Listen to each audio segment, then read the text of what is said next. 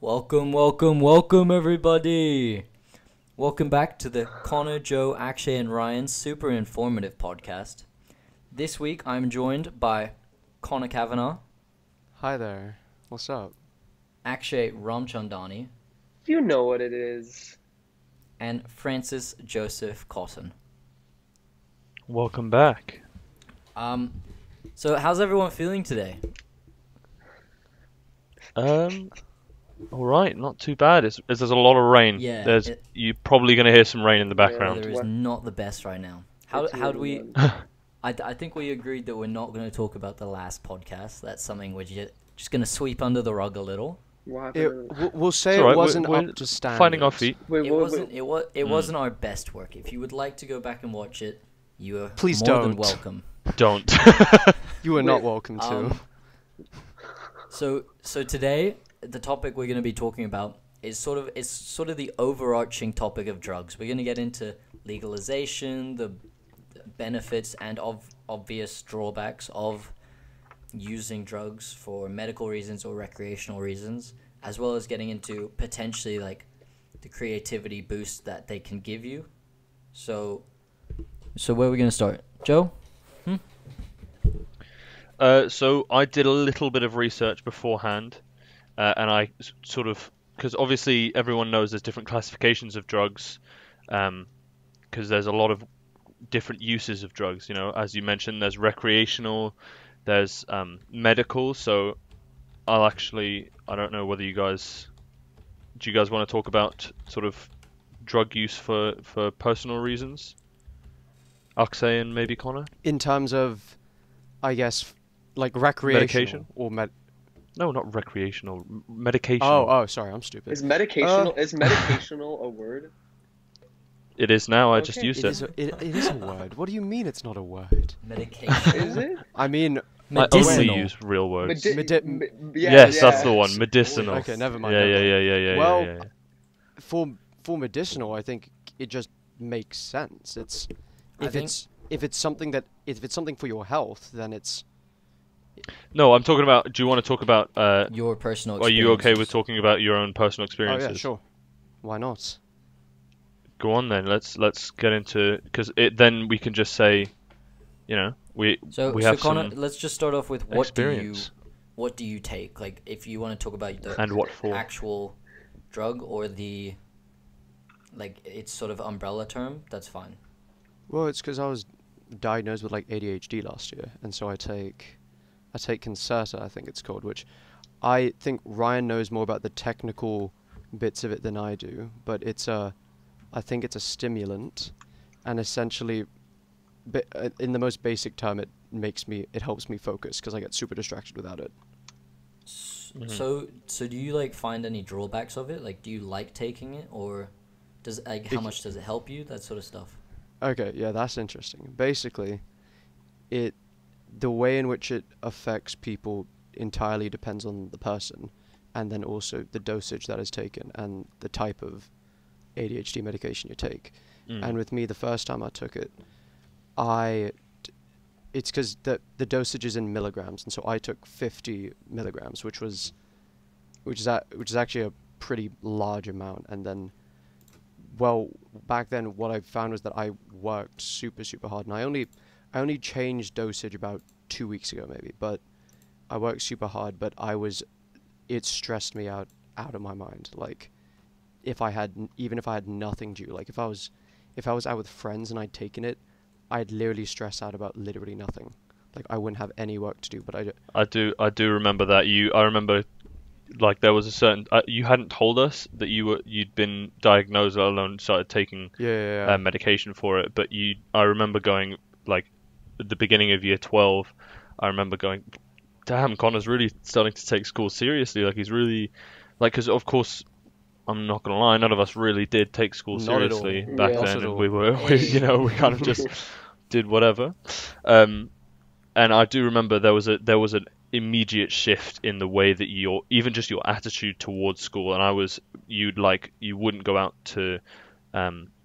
go out with your friends because you had stuff due, and even like minute stuff, and I was a little bit worried about you at one point, I'm not gonna lie. Oh no, I was it like concerned me because you see the issue was that it made me feel so stressed out and unhappy, but I was getting stuff done. Like that was the problem. Like sort of, I guess it's because I remember when I wanted to change it, like the problem was like explaining what was like the issue, because they were like, it does its job, and I'm like, yeah, but it doesn't, like Yeah. like to the point. There was also the problem of eating as well, wasn't there? That's still a problem, like even with this dosage. okay. But I have to actively, like, even if I'm not hungry, I have to like, okay, I'm eating this even if I hate it. Yeah. Okay. And Didn't you start on Go a on. different medication originally, and then they switched it over? sort of, like, they tried a little bit of Ritalin, which basically it was okay, but I couldn't sleep. Like, what it'd do is, like, it's because basically I think what, in terms of as a stimulant, what it essentially does is it for people without ADHD, if they took it, it heightens their senses. So essentially, if you take ADHD medication and you don't have ADHD, you basically get high to an extent. And but if you Okay. people I do know people that, take like, it as a take it as a recreational drug sometimes.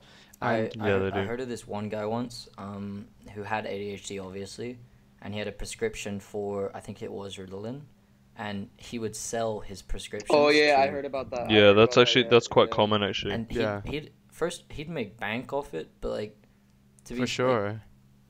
like, these are like prescription drugs that could be really dangerous. Like the teenagers who are buying this don't know what effect it has on them. They don't know how much to take. Yeah. It's kind of dumb to take Absolutely. a prescription drug. But that's beside the point. I started this just to say we have some sort of experience. We also have Akse. Are you willing to talk about your experience with? So I was I was diagnosed with ADHD. Have no, like, when I was a kid, really, like, every teacher knew I had ADHD because it was way too obvious. So then I started going to like seeing a doctor, and then later on, like around 3 years ago, I got like prescription medication. So I started off with Ritalin, went to Concerta, went back to Ritalin, and now I'm finally on Concerta. And essentially, because Concerta, all of these ADHD medications have different side effects. I take Concerta as well, similarly with Connor, and for me, I don't have the same side effects, like just the effects in general, because it differs across each person. For me, I am perfectly fine. There may be it may hinder my sleep, something like that, but otherwise it keeps me focused, and You take a much lower dose than Connor though, don't you? I think that, like, I don't know what Connor's dose is particularly, but like mine isn't 50 minutes.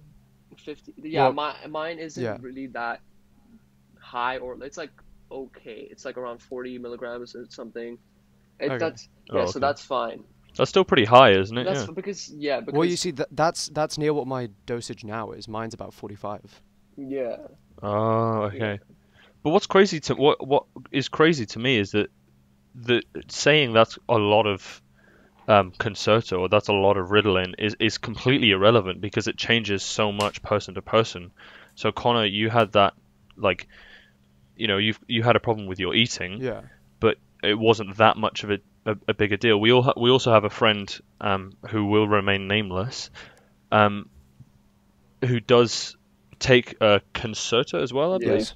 But he takes like 12 milligrams, like really comparatively really low doses, but it has the same effect, just because the payoff for him, his the side effects, I think, were really, really harsh on him, and he, so saying that's a really high dose for either of you, it's almost completely irrelevant, because it's only once you put it into comparison with everyone else, because it is that sort of payoff between side effects and it actually working. Yeah, Do you guys, you and Connor, do you think that you could have, like, how do you think you'd be doing currently in school or in normal life if you hadn't taken it? I would have failed IB. I genuinely believe that. When I don't take it, I won't do a thing. Like, and I mean that to the most purest extent. If like mocks were tomorrow and I didn't take it, there's a very high chance that I would have not have done a thing today. Yeah. Like, literally just would have sat down and like watched TV. Yeah. So comparatively, I also have ADHD, and my parents, and I'm sort of whatever, my parents have said, you know, it's not really worth, like the side effects for you aren't really worth taking that medication for multiple reasons, because I don't need that higher grades, you know, it's that sort of payoff between what you need and the side effects, because it would interrupt my sleep schedule, it would interrupt my eating habits, and for where I want to go in life, that's really not worth it for me. But I do wish that I took it, because I don't have that. I am unable to sit. So I have a friend who once said to me, "Look, mate, I have sat down and done 10 hours of Chinese homework because we have this test coming up, and I had done nothing that entire weekend because I just cannot. I find it so difficult to sit down and focus on something for an extended period of time." But I don't take that medication because the side effects aren't worth it for me. I think another big thing that comes with it is almost the dependence it can create. Like I think that was another reason your parents like listed and you didn't want to take it, because you didn't want to become dependent on it to have to do work. But I think I think I have to agree to an extent, because when they like ask you to take it, they do like very thoroughly say like, this is not an addictive drug, and it's not necessarily, but the thing is that there is to an extent where you do feel dependent on it, in that it's there is a part of me that does almost like feel that I can't do work without it. And that's obviously wrong, because I obviously spent however long of my life without it, like at least getting around. Yeah. But it builds up that idea in your head. I think there's like a difference between the dependency and more like of addiction, I think, because I feel like I think there's I feel like for me, I'm dependent on it because it's like part of my schedule, sort of. I wake up, I take it. It's, for me personally, it's not to the extent of addiction where if I don't take it, I sort of can't live without it. Like you're not gonna relapse off it if you don't take it for a while. It's like it's just a part of ingrained in my schedule and like my lifestyle, but it's not to the point of addiction. Dependency and addiction, I feel like I think it's like a synonym, but I think just addiction is more to the extreme where you just can't live without it. How would you feel if you didn't take it though? Like, would you feel angsty? Would you feel like, oh, I can't?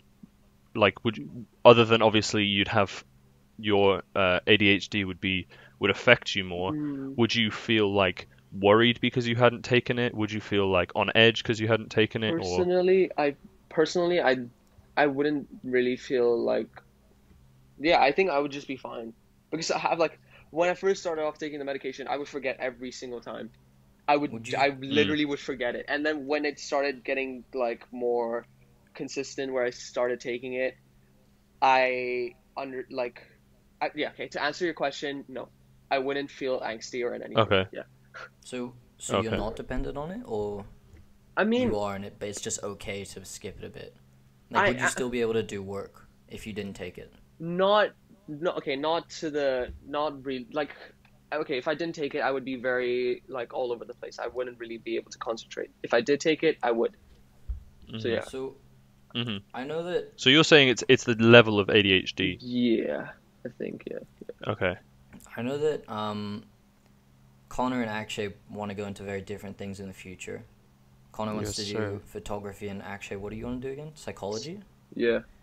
So how do you feel about if this possibly does become a dependence thing in the future, like for the 4 years or whatever of uni? You see, that's the thing, is that when I'm doing something I enjoy, I can focus, like, without it. It's like Yeah. when I when I take art, when I go to art, like Mhm. the thing what I have the yeah, exact same thing. whether I'm taking it or not, like I'm fully like nothing else is like in my head. I'm not going to go on my phone or nothing. Like I'm just fully in it, because it's when you enjoy it, it takes away the need to like that you need to concentrate, because it's fun. Like, if you get what I mean, Yeah, it's like yeah. it's like hanging out with your friends. You don't need to concentrate to hang out with your friends. It's just So actually, enjoyable.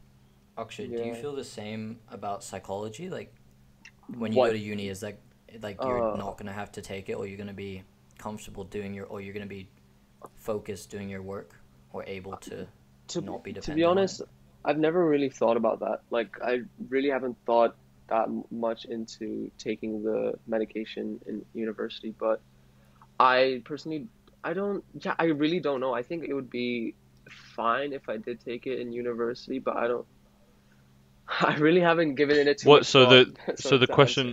what he's trying to say is like, how do you when you so do you enjoy psychology to the extent that like, say for example you play Yeah. football, right? So as an example, when you play football, because you're enjoying football, you don't feel the need to force yourself to concentrate, Yeah, but right? Which is how it feels. Go on. sorry. I think with football, like, it's different from like the education and academics, because football, for me, because my ADHD consists of like a lot of moving around, and I need to move around a lot. So Mm, with sports in mm, general, I don't think that that's much of an issue because I'm moving around a lot. It's just when it comes to academics, I mm, stay still. So in that sense, it is mm. harder to Yeah, yeah. so that's what we're saying is like the because psychology is a more Mhm. academic um subject, and you are going to go into or you are hoping to go into university for it. Yeah. Um, do you feel worried that you're gonna need to depend on your concerta, or do you not? Is that not really a big deal? Do you reckon like you're gonna end up uh, taking concerta the rest of your life outside of schooling, or like do you think the Personally, situation is there? I don't think it's big of a like a deal. I feel like it'll be the same routine as it is now. Like sometimes it's on and off. Like I feel like it'll be the same thing. Mm. Yeah. Yeah, but Okay, so yeah, Mm. can I just say go something? on. The other problem with it is it's expensive. Like, Yeah. Yeah. this medication is like, if I don't think I'd need it in university, but the thing is that if, for the instance that I did, would I, like, as my own adult, even be able to afford it? It's because, like, Mm. it is, like, genuinely, like, it's in the thousands, at least in Hong Kong dollars, and it's just, if you're a college student, can you afford that, along with, like, tuitions Yeah. and, I assume, paying your accommodation and stuff? Yeah, that is true. Mm. That's true. So that was one of the considerations that I had when I was obviously considering it. Was that I could have taken it just this year. Like I said to my parents, like if I'm really really struggling, um, I'm probably going to have to take it. And my psychologist said that to me, and he was like, look, you can take it, but then it's not one of these medications where you have to take it for the rest of your life. Start taking it, and then you can stop whenever you need to. So like once you finish your exams, you might still have a little bit of school left, but it's not that big a deal. You can stop taking it, reduce your dependency on it, and then move on with your life, because for me personally, because I'm not going into university, I'm not going to need that extra boost in my concentration once I leave year 13. Yeah. For sure, for Yeah. sure. Yeah. So that's kind of what I was getting at. Like for you or Connor, it's more of a short-term thing. But I didn't know if Akshay wanted it to be a long-term or short-term thing. Hmm. Yeah. Because actually, correct me if I'm wrong, we have very different types of ADHD. Where me and Connor, it is much milder, where we feel we can't concentrate, but we can still sort of sit down and whereas for you, you're very Well, like active, like just yeah, fidgety. Yeah. you have a much more erratic kind of um ADHD. Is that even a word? Let me No, just it check. is. It is. But I don't know if I like. I feel like. Sporadic? Yeah. Yeah, it is. It is. Okay, good. We're good. What, like, are you saying that it's a? Um, Wait, what were you trying to get at? Sorry. Because for you, it affects. I know that it affects you more, sort of in your personal and social life, where you do feel the need to be hyperactive in most situations. Even if, so for example, me and Connor could sit down and watch a game, or do you know what I mean? Whereas I feel like, again, correct me if I'm wrong, it's more difficult for you. Am I I think right? it's just. I think for me, it just is just. I have trouble staying still, but in only certain situations. For academics, I do sit, like, when it comes to academics, I do have trouble staying still, but it's not to the extent where I have to get up, go out, like during class. I just have to, like, sometimes maybe change my posture, my stance, something like that. Otherwise, I don't think it's that much of a difference. Like, I don't think that's. So do you think that's helped with the drug, or not? I think personally it has. Yeah, I think it has. Yeah. Okay. So when was the last time you didn't take it? Probably, like last Saturday. Can you remember what it felt like to try and sit down and concentrate, or did you not take it because you knew you didn't need to sit down and concentrate I didn't for take that it day? because I didn't have any need to sit down and concentrate. So, yeah. Oh, okay. So when was the last time you did try and, like, sit in Okay. class for an hour and 20 minutes without haven't taken it, or where it's worn off Probably or something like during quarantine, when we had to go to school. So because Mhm. I didn't have a consistent schedule. So for that instance, I would take it. But I feel like for that, I wouldn't mind not taking it. Like, I'm in the comfort of my own home. I wouldn't be as motivated to do work as if, like, I were in a class, you know. But yeah, and yeah. So are you saying it's environmental dependent? I think That's broken I think English. but okay, let me generalize here. I feel like for ADHD medication, specifically, it depends on the situation. For me, I can be, like, sort of categorized or classified as someone who has, like, very, like, hyperactive, like, mannerisms and stuff, but it would depend on the situation. For you guys, it may be, like, it may be less of it, like, may be less hyperactive, but you may also be hyperactive in different situation. It truly depends, and it's hard to sort of, like, examine the effects of ADHD, because ADHD it's a very hard thing to, like, categorize. It's a very hard thing to distinguish, and that's why it's like it has a spectrum. It's the same thing with, like, autism, but different. Like, with the diagnosis, ADHD it's on a spectrum, so it really depends. So for me, it depends, and for you guys, it will definitely depend as well. You know?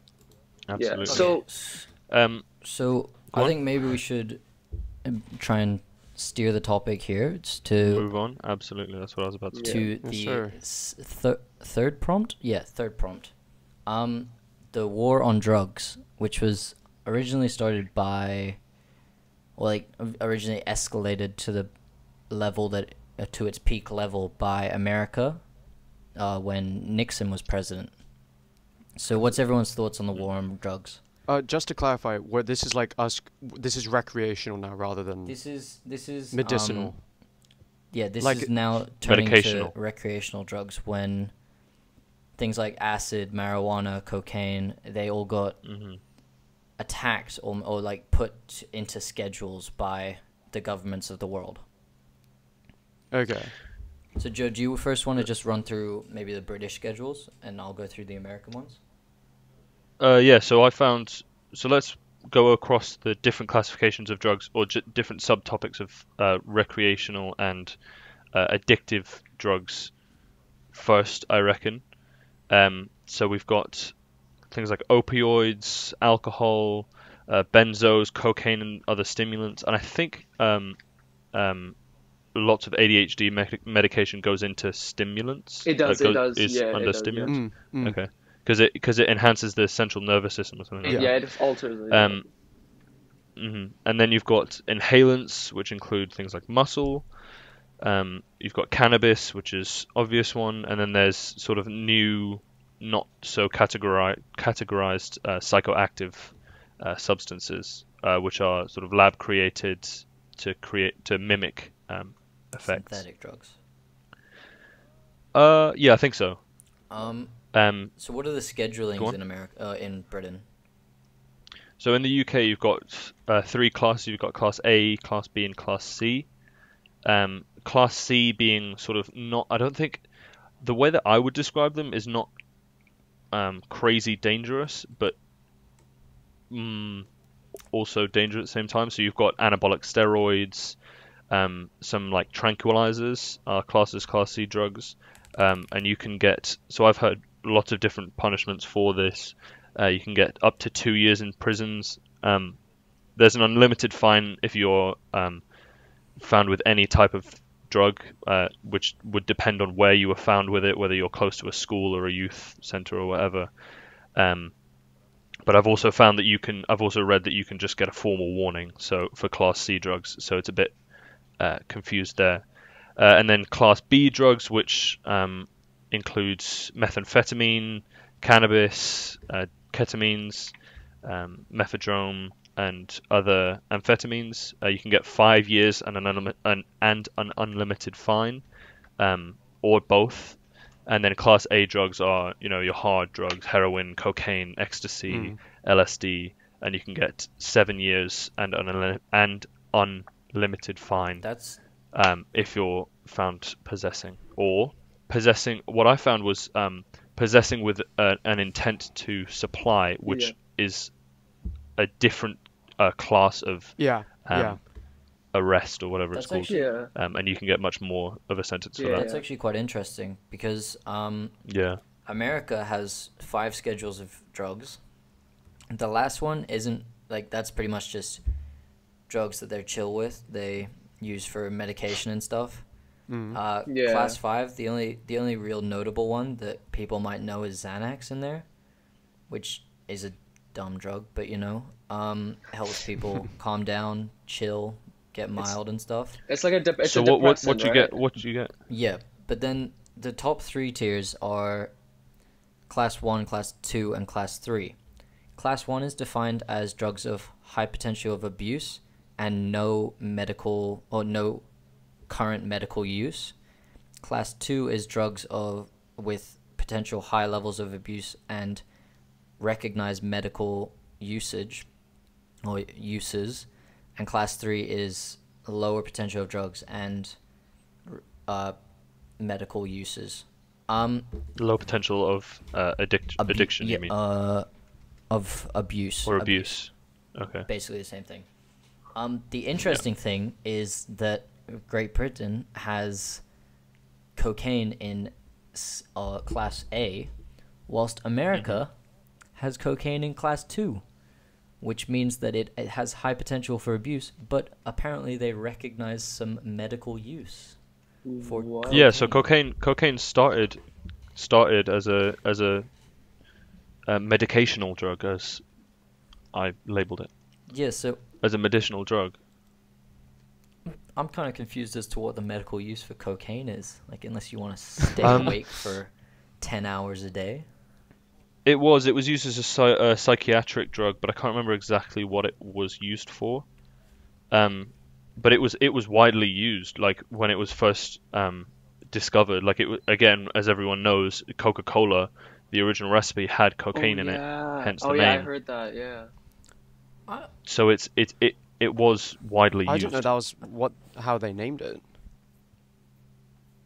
It was. Damn. I mean, I've also heard it's an old wives' tale, but I'm fairly certain that it actually was in. Like that's why it was. Interesting. I feel like they should maybe change that. Yeah. What, and bring it back? No, to put it into As in Schedule the- 1 instead of Schedule 2, seeing as marijuana was also in Schedule 1 up until a couple years ago. But because their point is that it does have medicinal uses.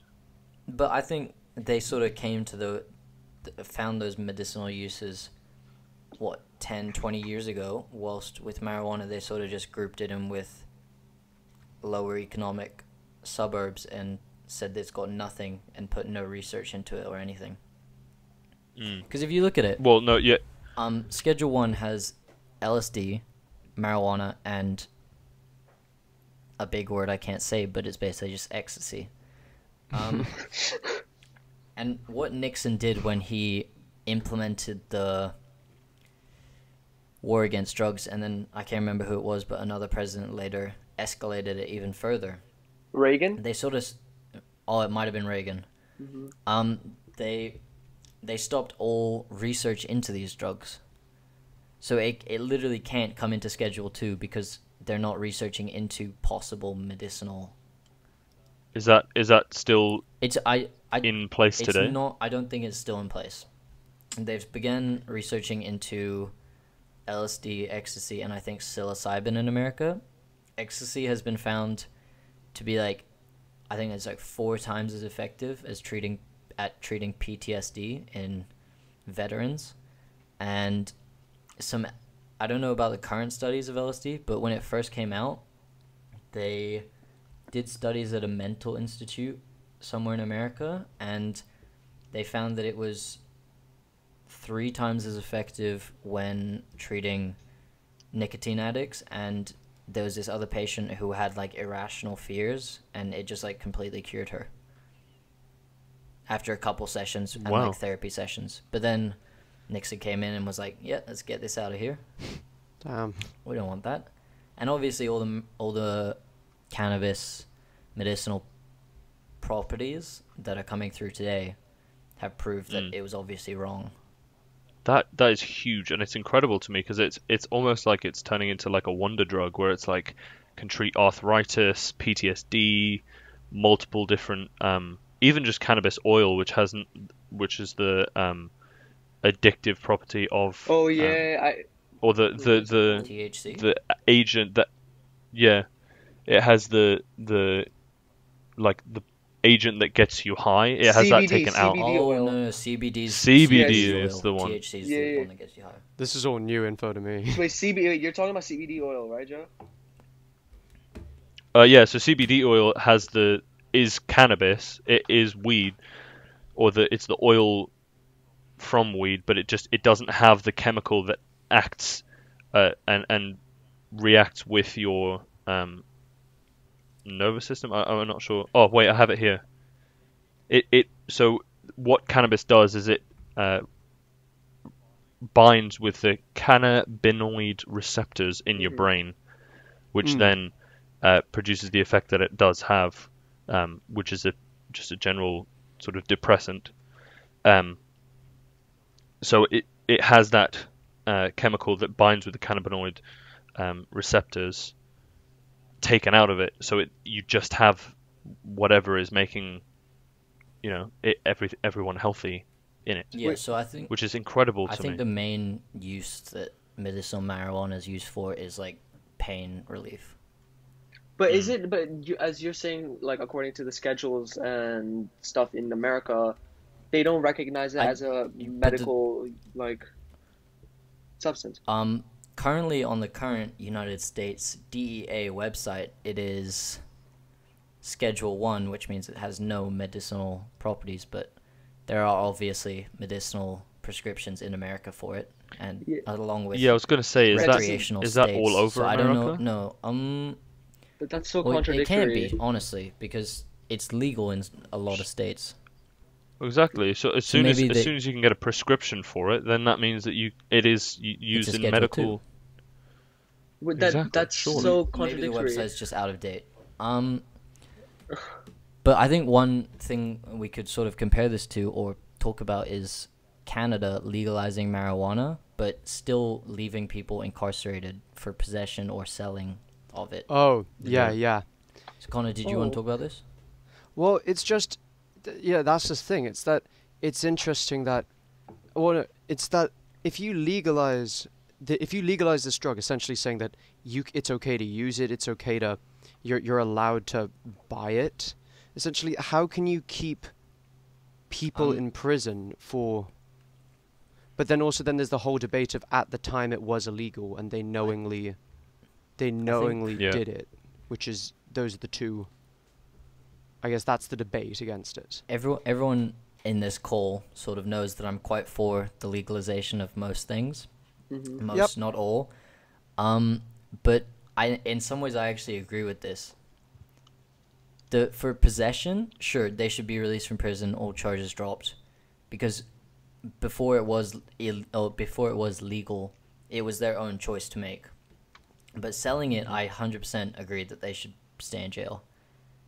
As long as they were like, if they were like small time dealers who were like teenagers, just trying to make some extra bank, and they got caught, sure, maybe like give them a fine or community service and release them.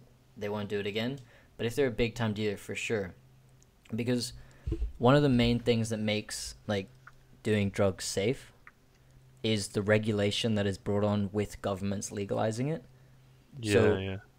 For instance, if you do like ecstasy in the Netherlands, the dealers they can cut all of the drugs up, like when they're producing it, with like the same blades that have been made to make heroin. Or I heard this one story about rat poison being put into a ecstasy thing in Australia. So because people just use anything that looks like it or is like a filler. Yeah. So I guess if they were selling it like enough before regulation came in with the legalization, then they could have easily been given a manslaughter charge or something, because they're selling these things that they don't know what's in it. They're just slinging it on the side of the street. They're not. But that's what makes it dangerous, is that because it is, it's lucrative, so you can get a lot of money from it. But B, when it is illegal, people will try and make as much money as they can in the time that they have, because they most likely know that they're going to get caught at some point. But they'll just try and put whatever they can into it to make it as easy as possible for them. Mm-hmm. But as soon as you make it legal, it immediately makes it safer, because people can do it freely and have high quality. And it ensures a consistency and quality.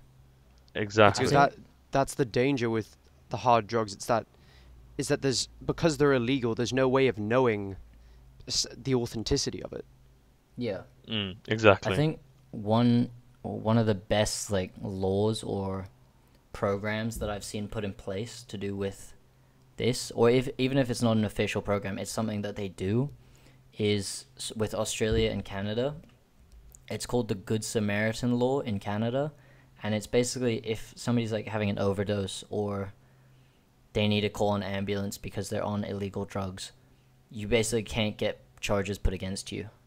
It's to make the emergency services not out of reach for these people. And I think that's amazing. That's a problem. Exactly. Well, because if you are overdosing and there isn't that program put in place, you're going to freak out because you don't want to get incarcerated, and then you're just going to overdose by yourself. Yeah, you're not going to survive if that thing's not in place. That's when it is dangerous. But what if they do it again? What do you mean if they overdose again? After an overdose, then I guess. Well, most rational people. They'll be put into rehab. That's the whole. That's the point of the program. But also is that they will legally there won't be any legal repercussions, and then they will have treatment for that specific overdose. Then once the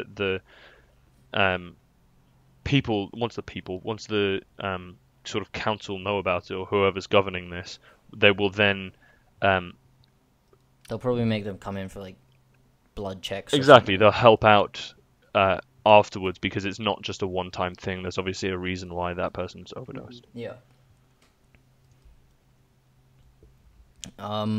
So maybe another thing that we could touch on is the potential benefits of. I think psychedelics is mostly the drug that has benefits. Are you talking about personally, or because we could take a step back in that topic that we were just talking about and just talk about the society's the benefits to society Okay, of yeah, legalizing fair. marijuana, because I did a little bit of research in that as well, where I found a website that detailed, well, not really detailed, but gave some information on what happened in the US. So economically, obviously, once you legalize marijuana or certain drugs, it opens up an entirely new sector that you can then make profit on. Yeah. It'll increase, you'll have more jobs, you'll have more outlets. It's generally good, just the same as if there was a new technology that came out, and then a new sector would be based off that. Do you know what I mean? I think Yeah. I think it's actually So- one of the funniest things that if all of the states in America who contested the legalization of marijuana, if they started it before the coronavirus hit, then they would have like a couple 100 million or maybe even a couple billion to play around with to offset the effects of the pandemic. Washington made, in just taxing alone, Washington made $119 million off it as a state. And The economic benefits could be huge. So the taxing of marijuana is in the US is between 10 and 37%. I think honestly, So that's pretty I think decent. legalizing marijuana is pretty much a no-brainer because it benefits people medically. It's pretty much impossible to overdose from the stuff. And the research that's been completed on it sort of is extensive enough to the point where the FDA can approve it. And the economic benefits, which is help the city, the state, and the country avoid things like this or provide relief to places that have been hit by hurricanes or stuff. But what I keep thinking is, what's the difference between a low-level drug, it affects your body not as much as something like cocaine or heroin. What's the difference between marijuana and alcohol, which is also classed as a drug? Do you know what I mean? Like, why are you because the argument in my head, the argument that someone would make for not legalizing marijuana would be it'll reduce the productivity of the people because they'll be high all the time, or they can get high. But if you legalize it, they won't. It'll just turn into an alcohol type of situation. Do you know what I mean? Like, people will have it to relax, If to you have if a you good time. if you take away the stigma, then Exactly. it's just whatever. It's the same thing. Why? It's either not all instance, or nothing, obviously, but why would you legalize alcohol and not legalize marijuana? So Go on. I don't actually know what it was called. Joke, if you know the word, just let me know. There was a point in time when alcohol was banned in America. Oh yeah. Do you know what that? I know. That, The Great So it was Depression. No. It was the prohibition. Oh, the prohibition. So all of the alcohol was banned because obviously they think it's like some dangerous drug. It's going to affect their society badly and stuff. But now, obviously, they stopped the prohibition, and now the entire alcohol industry in America is worth $1.47 trillion. $1 trillion. Yeah. So the American government is getting part of that, and it's helping boost their economy. They're able to build new cities. So they're able to fight new wars because that's what they love doing.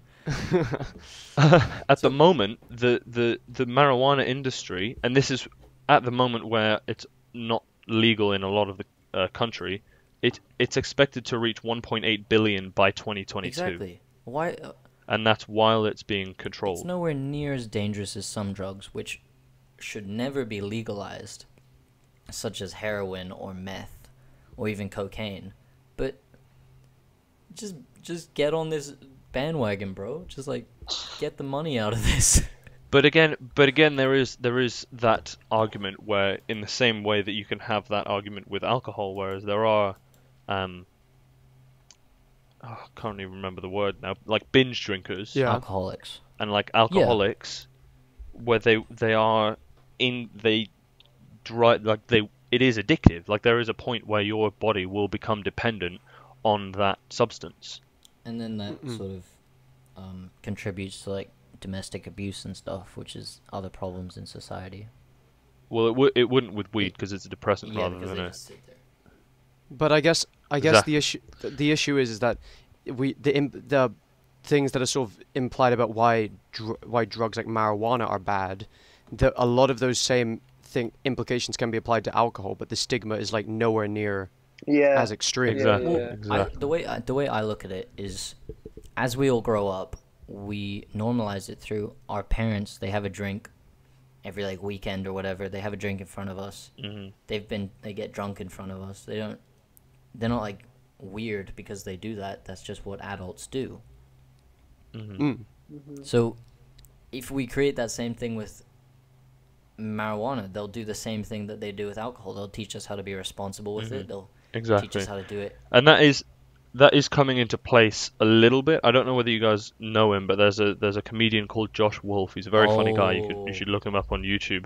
But he does a lot of skits about skits. He has a lot of he has a lot of he does a lot of he does a lot of Thank you very much. he does a lot of comedy bits about him getting high and then that interaction with the kids, and he does drive home the point that his kids know that he does edibles, that he smokes weed out on the porch, and that was so interesting to me because of course there isn't that in Hong Kong, and I could never even dream of my dad just sitting out on the outside just smoking a blunt. I think the Southeast Do you know what I mean? Asian, But I can imagine him sitting having a glass of wine. It's strange. Yeah, I think the Southeast Asian drug laws are so strict to the point where legalization here is just, it's not going to happen for 30 years at least. Oh in no, Bali, I don't think even it's to gonna this even day, happen. That I don't even think it's gonna Yeah, happen. that's an optimistic bet. Of course it's going to happen. No, it will because happen. I guarantee you. Ryan, is it legal in China? No. No, I'm saying that it is because of the legal opium- anywhere the opium in wars. Southeast Asia. I'm saying that it will definitely happen. Because what's going to happen is the rest of the world is going to start legalizing. Yeah, the rest of the It'll be world will catch slow. up. It'll be really slow, but they'll start legalizing, and every single country that legalizes, they'll start getting like $1 trillion extra a year from taxes alone. And then the rest of Southeast Asia is going to go, hey, maybe this isn't actually that bad. But places like Bali, where it's rooted into their religion, which is fair, they still go around and shoot people for drug dealing. Yeah, there's It's so in a lot of places in deep Southeast Asia like that. Like the Philippines also has the death penalty. There was a lot of controversy over the new president or prime minister of I think it's Philippines. president. It's president. Yeah, let's not where get into that. he Oh, I remember this guy. he really cracked down on the dealing of drugs, and it was a big thing for a long time. Yeah. So in Southeast Asia, it's gonna be, if it is legalized at all, then it's it'll be a while. Yes, sir. I don't think it's gonna get. I It'll don't think take it's some gonna get convincing. legalized in Hong Kong at least because Definitely.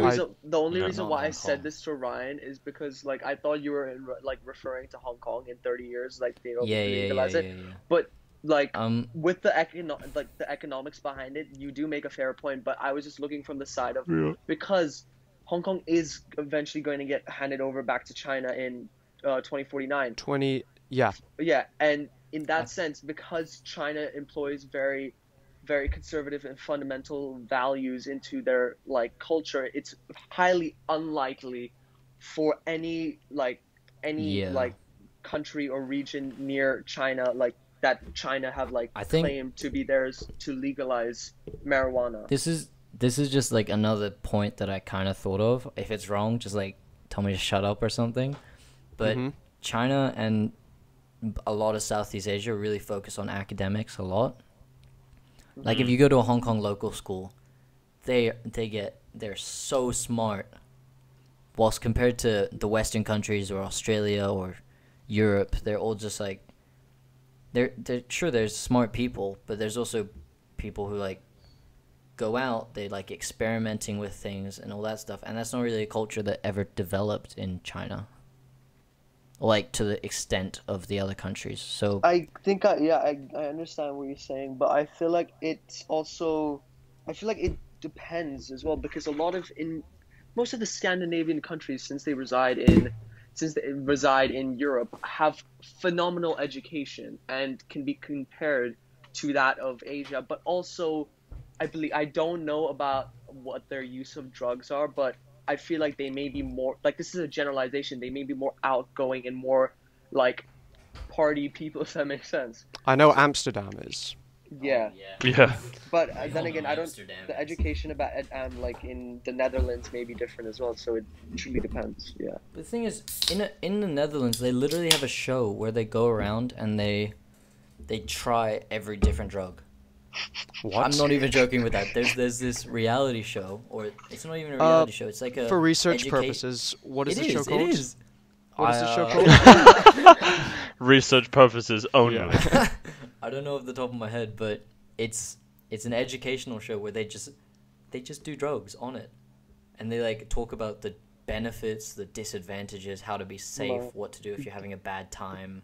It's Mm. like Just talk dude, about it's it. That's a like big it's thing like the about it, drug. though. the youth so that they don't die. I It's think like- it's Yeah, amazing. It's like the drug Yeah, it's version just- of like BuzzFeed's Worth It. Exactly.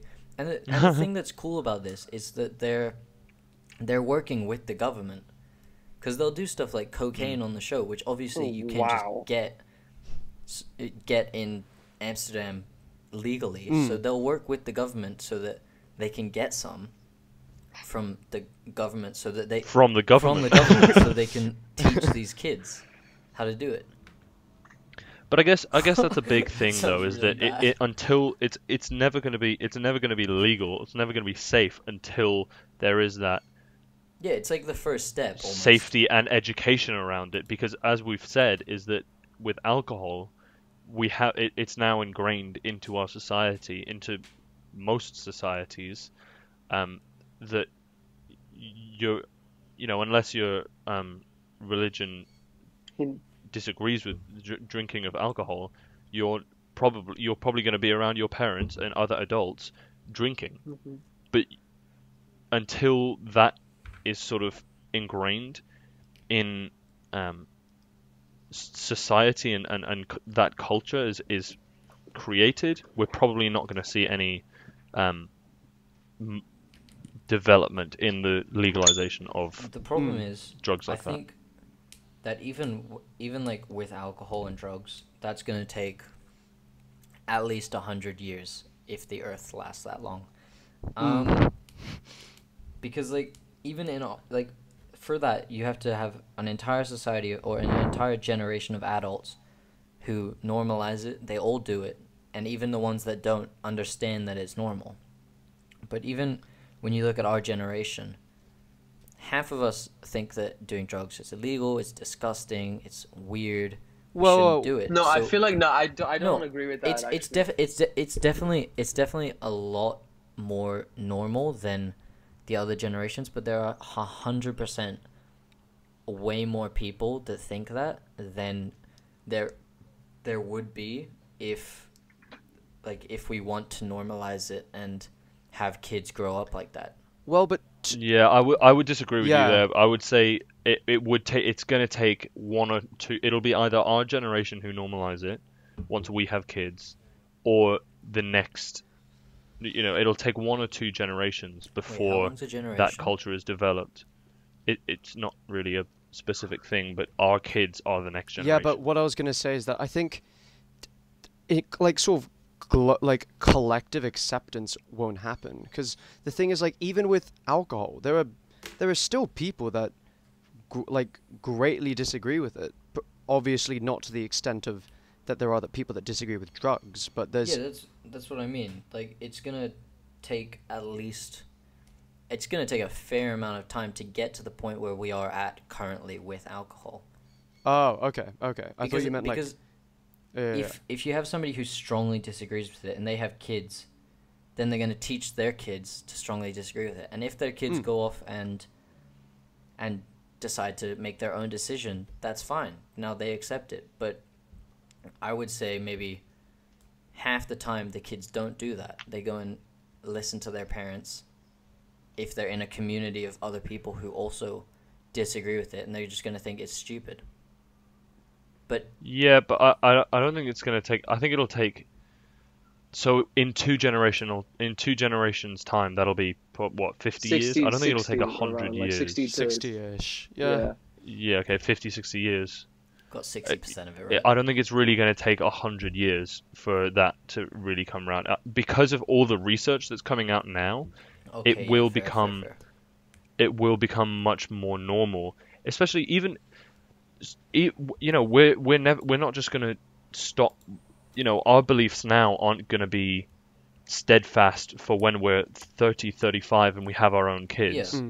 It's we're most likely, even if we disagree with it now and more research comes out, we're most likely going to have, we're going to change our viewpoints on it, and we may or may not, we could go the opposite direction. Someone who is really up for it now might completely do a 180 and not completely ban their kids from doing alcohol, and also drinking alcohol. And also, I'd say that like those sort of changes in society they're so much easier nowadays because of like social media and stuff. It's so. Oh, okay, fair. Yeah, like I think it's just like if you look at how much like the world has changed from like 2000 until now, and then I'd say like the 80s to the 60s. Not saying that there wasn't a huge change during the 60s to the 80s, but oh my god, it's 60s. just. I think it's just because I love the everything. I 60s feel like so a lot much. of Here we go. things have been so much more normalized now because of social media and things like that. Because we come up with I don't even know when term 420 was like considered, but that came, I'm assuming, from our generation. Like we have it there's came been around so many 2000. there's so much jargon related to the use of weed, any substances that I feel like because of our how vocal our generation is, I feel like it will progress soon enough that weed substances maybe are normalized, but they may be accepted within a culture, but would have to be employed by the government through empirical evidence, because that is one of the only ways that the government as well as the cultures would be able to distinguish between whether a drug or any substance is good or bad, and that is through empirical evidence. Yeah, no. If a large enough group of people agree with it, it'll translate into the government, whether it's through direct people asking for it, or there's a new generation of people in the government who believe in this type of thing. Yeah, do you know what I mean? Yeah. So it will at some point, but again, we don't know, because there might be more research that comes out and says the long-term effects of doing high quantities of cannabis are I think really Yeah, but damaging. I guess- We just have one no thing idea. that's come out is people or adolescents who do cannabis before they're fully grown or fully developed. They have a lot of problems with insomnia in the future of their lives.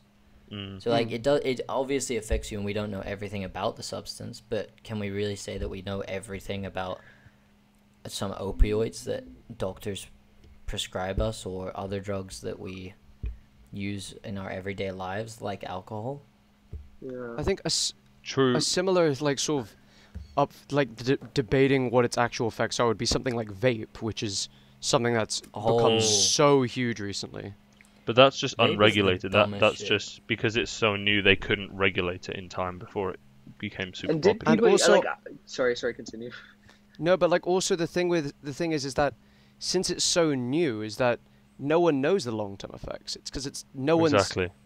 people haven't used it long enough. But it's just, I'd say that it doesn't look great.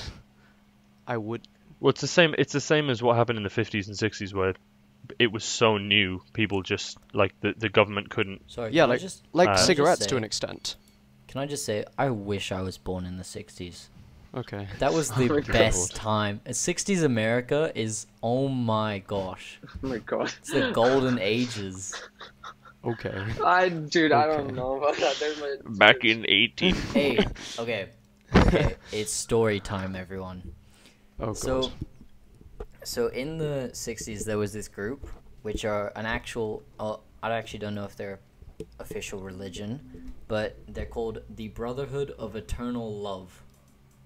That's what they're called. It's basically a bunch of teenagers they were. in... Hippies, They're, a bunch they of are, hippies. they're a bunch of hippies, but you're gonna... Is it a brotherhood for eternal love? Yeah, it is. They're No like way. a brotherhood, right? And they just eternally love. That's what it is. That's But so just all is the that time. the Beautiful. reason? Do you reckon do you think they're still one loving might now? say eternally. they actually are. I watched their documentary. Oh god, they're still Oh my loving. God. Ryan, is But- that like the only reason that you have to live in the 60s in America? Yeah, no. I'll get into why I want to live there. Okay. But they're this group who took a lot of LSD, and obviously LSD is an entheogenic, which is a substance that induces spiritual experiences. And all of them in university, when they took it together, they sort of found religion. They started generating... They found the Brotherhood. They founded a brotherhood, and the aim of their brotherhood was to just make as much LSD as they could and give it to everyone God. for basically free. And What? I'm not even like messing with you when I say this, but they are probably one of the main reasons that Nixon started the war against drugs. because How many of them were there? There was like 6 of them, or 6 or 7, and their girlfriends who also helped. So there was like 14, 12 of them. So it's the Brotherhood and That's too good. They were like all looking for a place to live together, to set up shop, and they found Orange County, and they set up they bought this really massive building. They set up like stores where they could be creative, and then obviously like supplement their income so it looks legit. And then the entire American hippie movement moved to this town. They were just... Every single person in this town was smoking weed, tripping, doing everything. And it was such a progressive town, but all the residents were so mad that eventually Nixon started this... they say Nixon started this war against drugs specifically to fight LSD because of the hippie movement. That's beautiful. That's beautiful. It is beautiful, bro. Yeah, Oh my sure. god. Powerful. But that still I does could not live there. justify living in the 60s, because the 60s were like, bro. The 60s was more than just the Brotherhood of Eternal Yeah, Love. dude, the freaking, but The Vietnam Orange War County civil, 60s like, dude, were just the Brotherhood. Solely that. Right, I think we need to wrap up Yes, I sir. think I agree. pretty soon. So let's have a conclusion and a wrap up. Oh, we're going a bit overtime. You boys are lucky. You get extra this time. We have a little bit. Mm. So in the beginning, we talked about personal use and talking about the side effects versus the benefits of taking drugs for medicinal uses. And recreation. Yes. And then we moved on to talking about recreational drugs and the classing and the legalization of said recreational drugs. Mhm. Both like what they do and the different types of felonies you can get for them. Yeah. And then somehow we ended up talking about the Brotherhood of Eternal Love. Hey! I think honestly that Boys was the got most started valid on- point we've made so far. Hey, the Brotherhood. Absolutely. Yeah. I think this is the benchmark for the rest of the podcast. So Yeah. I think just Ryan complaining that he wasn't born in the 60s. I think I should have been a 60s child. It was, oh my god. Jesus I think for Um, the finale podcast, we should try and get a member of the Brotherhood of Eternal Love. Of the No, Brotherhood. don't Well, we test don't me. need I one. will We've do already that. got I'll one. do that. It's I'm Ryan. talking to He's them already right now. there. He's already there. He just needs Send him to an be... email. Yeah, I'm gonna send them an email. Do they have an email? The Brotherhood of Eternal Love at gmail.com. Love. at eternalloving.com. Okay. So we're a bit over time, but that's good. I hope you boys liked it. Or not girls. the boys on the call. Or girls, sorry. I hope Boys and girls. everybody who watched this podcast enjoyed and Or learned listened. something. Oh my god. Dear God, Okay. Akshay. Or listened, learnt something, and enjoyed the podcast. It's much better than our last. We did not get onto the effects of creativity of psychedelics in this podcast. So in the comments, if you want to talk about anything about drug-related stuff or potential music that was Just any drug-related Yeah. stuff. music that was affected by psychedelics. If you've got any dealers, Yeah, like, that would be Drop it good. right Just for, down like, there. Just to for spark a debate, clarification. you know. That was a joke. Just for research That was purposes. a joke, just for Always. clarification. Thank you Right. for watching. Thank you very much for listening. Have Yes, sir. a nice day. Goodbye, Indeed. people. Ta-ta.